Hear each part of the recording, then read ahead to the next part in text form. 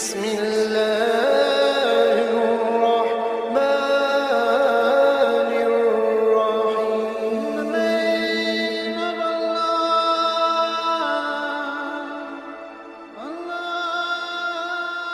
الرحيم. بسم اللہ الرحمن الرحیم.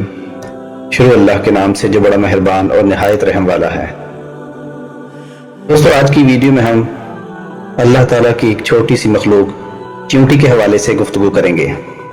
چیونٹیوں کی بستی میں جب کوئی چیونٹی مرتی ہے تو آس پاس رہنے والی چیونٹیوں کو کچھ پتہ نہیں چلتا. تیسرے دن جب مری ہوئی چیونٹی کا جسم اولیک ایسڈ کی بو دیتا ہے تو ہی مزدور چیونٹیاں اسے اٹھا کر بستی کی کچرا کنڈی میں پھینک آتی ہیں. یہی چیونٹیاں چلتی پھرتی چیونٹیوں سے چلتے چلتے سر جوڑ کر ایک لمحہ کا راز و نیاز فرض جان کر کرتی ہیں.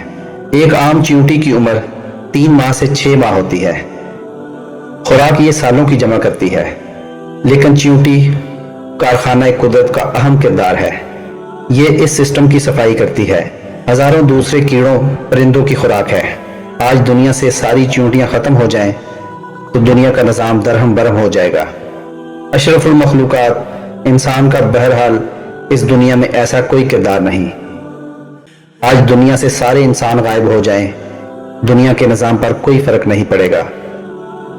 دنیا کی ہر مخلوق اس دنیا کا حصہ ہے سوائے انسان کے.